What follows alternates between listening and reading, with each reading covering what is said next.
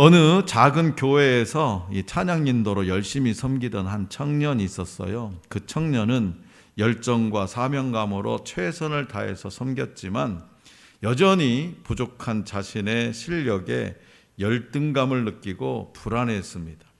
어느 날 교회 목사님과 예배와 찬양 인도에 관해 이야기를 나누던 그는 자신이 다른 사람과는 비교되자 더욱 의기소침해졌습니다.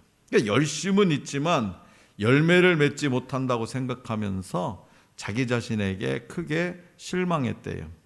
이를 해결하고자 청년은 금식하기로 작정하고 기도하기 위해서 집에서 멀리 떨어진 기도원을 찾아갔어. 자신에게 실망하신 것 같은 하나님께 책망과 꾸중을 들을 각오를 하고 산속에 있는 기도원으로 들어가는 버스에 올라탔습니다. 도착한 곳에서 이 버스에서 내려서 몇 발짝을 내딛는데 마음속에서 하나님의 음성이 들려왔어요. 나는 너에게 한 번도 실망한 적이 없단다. 나는 너에게 한 번도 실망한 적이 없단다. 처음으로 듣는 하나님의 음성이었습니다. 하나님의 이 한마디에 청년은 마음이 녹아내렸고요. 스스로 지고 있던 모든 마음의 짐을 벗어버릴 수 있었던 거죠. 그리고 지금까지 하나님을 오해했고 하나님의 사랑을 온전히 느끼지 못한 것을 깨달았습니다.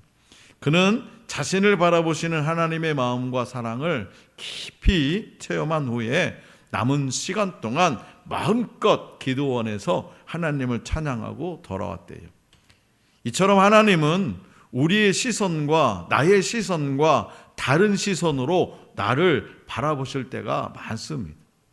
그렇다면 오늘 예배에 참석하신 여러분들도 자신을 바라보는 여러분의 시선과 하나님의 시선이 다름을 느낀 적이 있습니까? 바로 그때 여러분들은 어떤 행동을 하셨습니까? 오늘 우리에게 주신 본문 말씀에 등장하는 기드온은 사사기에 등장하는 5번째 사사이자 6명의 대사사, 큰 사사에 속하는 인물로 기드온 이야기는 사사기에서 이 특별한 위치를 차지합니다. 다른 사사들에 관한 서술과 달리 기드온 이야기는요, 하나님의 부르심과 전쟁의 전개 이후의 상황을 상세하게 보여줍니다. 당시 미디안과 아말렉 동방 사람들의 침입은요, 이스라엘 백성들에게 매우 위협적이었어요. 그들은 서로 연합해서 꼭 수확기가 되면 농사를 열심히 지어가지고 고생해서 지어가지고 이제는 좀 그 수확한 곡식들로 먹고 살만해지면 찾아와요. 쳐들어오는 거예요. 본문 말씀이 기록된 사사기 6장 4절과 5절은 그들이 장기간 그 땅에서 진을 치고 약탈했으며 메뚜기 떼같이 많이 쳐들어왔다라고 표현합니다. 이러한 일이 매년 계속되자 이스라엘은 생존 차원에서 큰 위기를 겪게 됩니다. 하나님은 한 선지자를 통해서 이스라엘의 배교를 지적하시고 하나님이 어떤 분인지를 말씀하시죠. 그리고 사자를 보내 기드온을 사사로 부르십니다. 그러나 기드온은요, 매우 의심 많고 소심한 인물로 여러 차례 하나님의 구원과 함께 하심을 확인하고 표징을 구하며 하나님을 시험합니다. 하나님을 시험하는 사람, 이게 누구냐? 바로 기드온이에요. 감히. 자, 그렇다면 미디안, 아말렉, 동방 사람들이 이스라엘 골짜기에 진칠 때 기드온에게 어떤 영적 사건이 있었을까요? 그리고 이 말씀을 통해 하나님께서 오늘 저와 여러분들에게 말씀하시고자 하는 것은 무엇일까요? 본문 말씀 33절에서 34절입니다. 우리 다시 한번 다 같이 받들어 읽겠습니다. 시작. 그때에 미디안과 아말렉과 동방 사람들이 다 함께 모여 요단강을 건너와서 이스라엘 골짜기에 진을 친지라. 여호와의 영이 기드온에 임하시니 기드온이 나팔을 불매 아비새일이 부름을 받으니라. 아멘. 당시 미디안과 아말렉과 동방연합군은 이스라엘에 너무도 위협적이고 두려운 존재였습니다. 기드온은 노략질하는 미디안의 눈에 띌까봐 두려워서 포도주 틀에서 몰래 숨어서 밀을 타작해요. 왜? 수확한 거 빨리 타작이라도 해서 어떻게 숨겨놔야 될 거 아닙니까? 그러니까 몰래 포도주 틀 뒤에 숨어서 밀을 타작하고 있었어요. 그러나 미디안과 싸워 이스라엘을 구원해야 하는 하나님의 때가 이르자 여호와의 영이 그에게 임합니다. 여호와의 영은 온니엘, 입다, 삼손 등의 사사가 하나님의 능력을 발휘할 때 사용되는 중요한 표현이죠. 다만 33절에서 임하였다라는 표현의 히브리어 라바쉬는요, 옷을 입다라는 뜻으로 성경 다른 부분에 나타나는 일반적인 표현이 아니라 구약 성경에만 3번 나타나는 특별한 표현이에요. 여호와의 영이 어떻게 임했다? 옷을 입는 것처럼 임했다라는 거예요. 옷을 입는 것처럼. 따라서 여호와의 영이 옷을 입는 것처럼 임했다라는 이 문자적인 의미는요, 기드온 자신에게는 어떤 출중한 능력이나 자질, 담대한 믿음이 없지만 여호와의 영이 친히 그를 둘러싸고 보호하신다는 것을 강조합니다. 이는 기드온은 이 전쟁의 대리인일 뿐, 이 싸움은 철저하게 하나님이 주체가 되어서 행하신다는 것을 명확하게 보여줍니다. 이렇게 여호와의 영을 힘입은 기드온은 비로소 두려움을 이겨내죠.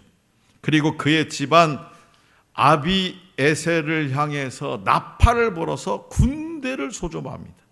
두려워서 포도주 틀에 숨어있던 자가 여호와의 영이 옷을 입은 것처럼 임하자 이제는 용기가 생겨서 군대를 나팔을 불러서 소집합니다. 이어서 가나안 땅의 서북쪽 지파들인 므낫세와 아셀, 스불론과 납달리에도 사자를 보내서 군사를 모집합니다. 성도 여러분, 현재 여러분들이 가장 두려워하는 문제는 뭡니까? 건강입니까? 물질입니까? 아니면 인간관계입니까? 아니면 그 무엇입니까? 그 두려움을 넘어서기 위해서 여러분의 믿음 생활에 필요한 것은 무엇이라고 생각하십니까? 믿음의 반대말은 뭘까요? 믿음의 반대말은 두려움이요, 두려움. 믿음의 반대말은 두려움이라는 말이 있습니다. 두려움은 믿음이 연약할 때 나타나는 가장 보편적인 감정입니다. 반대로 두려움을 이기는 것은 그 문제의 해결이 아니라 하나님을 향한 온전한 믿음, 온전한 신뢰입니다.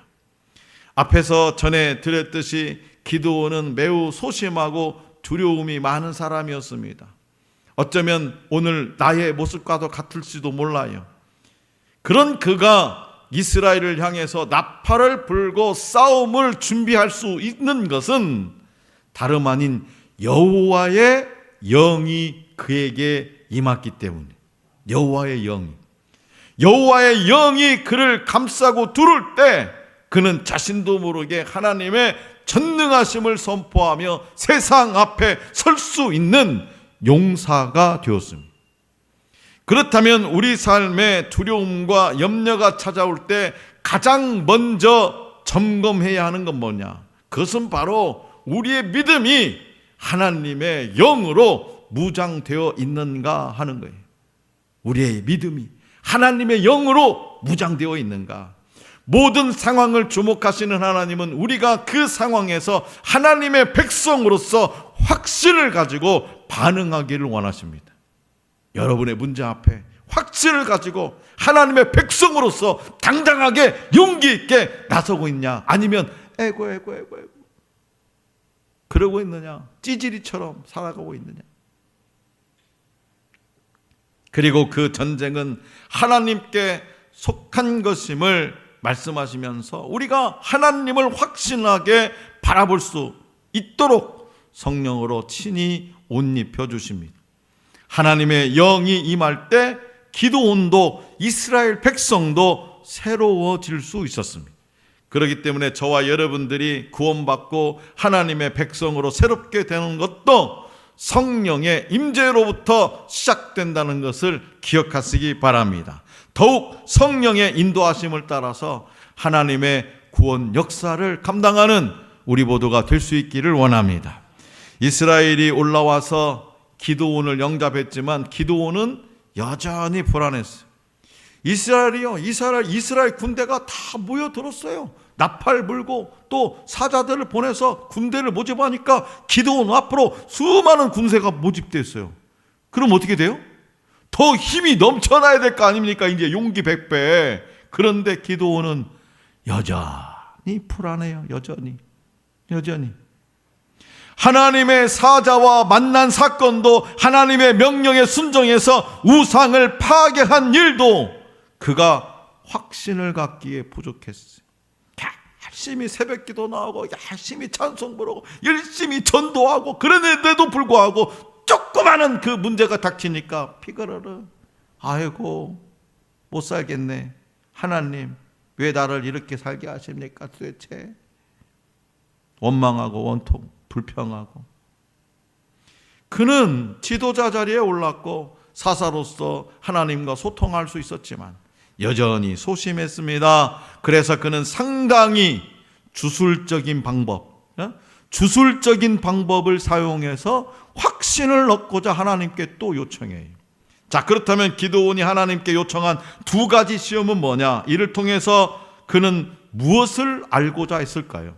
본문 말씀 36절에서 40절입니다. 36절에 40절 다시 한번 다 같이 받들겠습니다. 시작. 기드온이 하나님께 여쭈되 주께서 이미 말씀하신 같이 내 손으로 이스라엘을 구원하시려거든 보소서 내가 양털 한 뭉치를 타작마당에 두리니 만일 이슬이 양털에만 있고 주변 땅은 마르면 주께서 이미 말씀하신 같이 내 손으로 이스라엘을 구원하실 줄을 내가 알겠나이다 하였더니 그대로 된지라. 이튿날 기드온이 일찍이 일어나서 양털을 가져다가 그 양털에서 이슬을 짜니 물이 그릇에 가득하더라. 기드온이 또 하나님께 여쭈되 주여 내가 노하지 마시옵소서.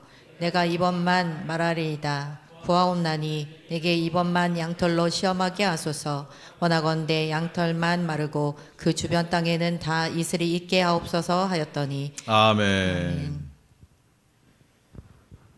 40절까지요. 그 밤에 하나님이 그대로 행하시니 곧 양털만 마르고 그 주변 땅에는 다 이슬이 있었더라. 아멘. 기드온은 포도주 틀에서 밀을 타작할 때 하나님의 사자에게 미디안의 손으로부터 이스라엘을 구원하라는 말씀을 들은 후에 바위에서 불이 나와 젖은 고기와 무교병 예물을 태우는 표징을 먼저 이미 경험했습니다. 그뿐만 아니라 이스라엘 전역에서 군대를 모을 때 여호와의 영이 임하기도 했습니다. 이미 하나님을 체험한 기드온이지만 미디안 연합군과의 전쟁에 나가기 전에 다시 한번 또 믿음이 흔들려요. 하나님, 제가 이 문제를 해결해 주시면 제가 결단코 하나님을 이제는 외면하지 않겠습니다. 열심히 신앙생활하겠습니다. 주여! 문제를 해결 받았네. 그럼 막 또 한동안은 막 열심히 막 새벽기도 참석하고 막 모든 일에 열심히야. 막 봉사도 열심히 하고 선교도 열심히 하고. 그러다가 또 점점 죽어요. 어떤 문제가 닥치면 또 시끄러워. 자, 그가 하나님의 여호와의 사자를 만나서 말씀을 들은 것보다 더 크고 강력한 증거는 없음에도 불구하고 기드온은 양털 한 뭉치를 마당에 두고 타작마당에 두고 이슬이 양털에만 내리면 그것을 증거로 삼겠다고 제안합니다. 이슬이 양털. 아니 이슬은 어디다가 딱 여기다가 초점 맞춰서 떨어지나요? 뭐 미사일이야? 그냥 모든 대지에 내리는 거죠. 현상이죠. 그런 현상이죠. 근데 확실하게 보고 싶은 거야.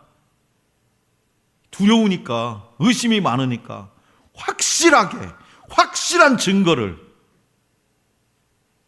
그래서 양털만 적시게 해달라 제언합니다. 하나님은 기드온의 요구대로 행하시죠. 기드온은 하나님께 다시 한번 구하며 그러면 끝나야지. 진짜 하나님께서 역사하시는구나. 딱 접어야 되는데 아니야. 3세판이라 해서 3세판. 이번에는 반대로 양털에만 이슬이 내리지 않고 다른 곳에는 이슬이 또 내리게 해달라 이렇게 구합니다. 하나님은 이번에도 기드온의 요구대로 양털에는 이슬이 내리지 않아 마르고 타작마당에는 이슬이 내리게 하십니다. 하나님은요 끝까지 참으시고 그가 구하는 대로 행하여 그에게 용기를 북돋워 주십니다. 이만하면 됐지 않겠니? 나를 믿어.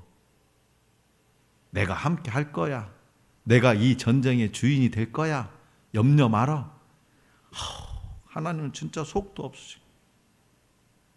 이러한 기드온의 양털 시험은요 신의 뜻을 확인하는 고대 근동의 문화이기도 했지만, 하지만 그것보다 그의 소심한 성격과 하나님을 온전히 신뢰하지 못하는 그런 불신에서 비롯된 겁니다.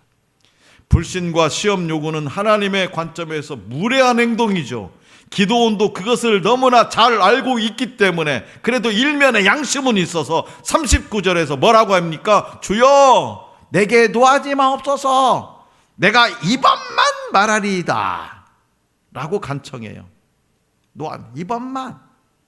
그러나 하나님은 아무 조건 없이 기드온의 요구를 2번 모두 들어주셨죠. 그 이유는 하나님이 속이 없으셔서가 아니라 기드온이 의심과 불신에서 벗어나서 하나님을 향한 온전한 신뢰를 회복하기를 원하셨던 거예요. 성도 여러분, 이처럼 하나님은 연약한 믿음을 책망하고 정죄하기보다는 믿음을 갖기까지 인내하시며 마침내 승리의 도구로 사용하시는 분입니다. 그렇다면 하나님이 여러분의 연약한 믿음을 아시고 도우시는 분임을 신뢰한다면 여러분의 삶에 어떤 변화가 일어나야 할까요? 오늘 우리에게 주신 본문 말씀은 기드온이 그랬던 것처럼 믿음이 없을 때마다 하나님을 시험해도 된다는 메시지를 주는 것이 아닙니다. 자신의 연약함을 핑계 삼으라는 것도 아닙니다. 오히려 그렇게까지 하면서 하나님께 행동했던 기드온의 두려움과 소심함을 강조하면서 이를 이해하시고 시험의 내용을 그대로 허락하시는 하나님의 은혜를 극명하게 드러내고 있죠. 오늘 저와 여러분들도 사명을 받고 하나님의 뜻이 무엇인지 인지했음에도 여전히 기드온처럼 믿음의 발걸음을 힘차게 떼지 못하는 우리의 모습을 발견할 때가 있어요. 우리의 믿음이 연약할 때 그 연약함을 탓하실까 봐 두려워서 하나님 앞에 나아가지 못하는 경우도 있습니다. 그러나 하나님은 믿음을 갖도록 도우시는 참 좋으신 분입니다.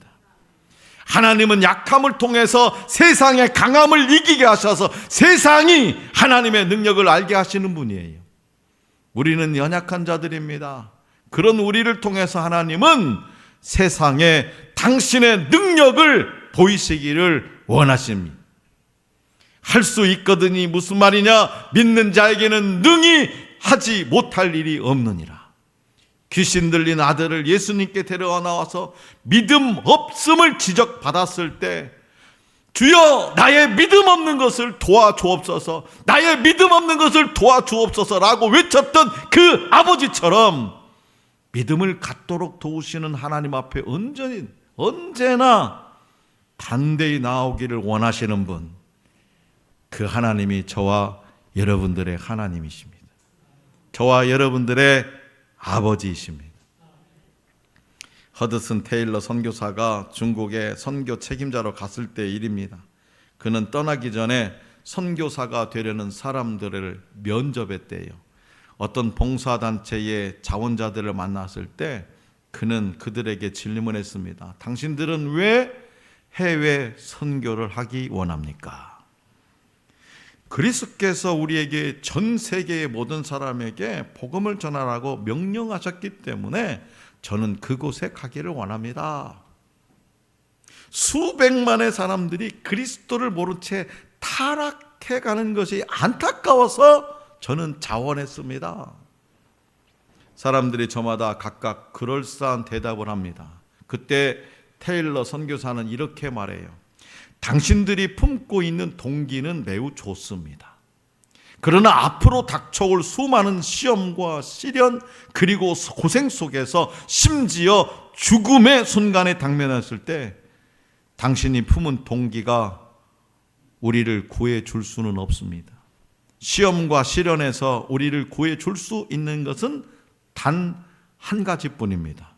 그것은 바로 그리스도의 사랑입니다. 사랑하는 성도 여러분, 하나님은 우리의 모든 두려움을 아시고 삶의 전쟁터에서 친히 싸워주심으로 오늘 우리에게 승리를 주십니다. 그 하나님이 미디안의 압제 아래 부르짖는 이스라엘을 구원하기 위해서 기드온을 사사로 세우시고 그에게 여호와의 영을 부으셔서 사명을 감당하게 하셨습니다. 또 하나님을 온전히 신뢰하지 못하는 기드온의 요청을 끝까지 들어주시며 그분을 신뢰하게 하십니다. 분명 기드온은 연약하고 소심한 사람이었습니다. 하지만 하나님은 그를 당신의 일꾼으로 사용하셨어요. 하나님의 능력을 체험한 기드온은 그 싸움이 여호와의 전쟁임을 확신하게 되었습니다. 더 이상 자신과 이스라엘 백성의 연약함을 보지 않고 하나님의 강함을 믿으며 승리를 확신했습니다. 상식적으로 볼 때 자신들이 대적의 상대가 되지 못하지만 그 모든 조건을 초월해서 하나님이 승리를 주실 것을 믿었습니다. 그렇기 때문에 영적 싸움에서 승리하는 유일한 비결은 뭐냐? 믿음이에요. 믿음. 믿음은 하나님을 바라보는 시선을 견고히 하는 겁니다. 하나님을 바라보는 시선을 똑바로 하나님만 어디로 막 0.1mm로 좌우로 흐트르지 않고 하나님만 똑바로 바라보게 하는 시선, 그게 뭐냐? 믿음이에요. 믿음이 견고해질 때까지 하나님은 우리를 사랑과 인내로 인도하십니다. 하나님이 어떤 분인지 아는 것이 믿음의 싸움에서 큰 힘이 됩니다. 그러므로 하나님의 성령을 사모하며 성령을 힘입어서 삶의 모든 일에서 두려움을 이겨낼 수 있기를 원합니다.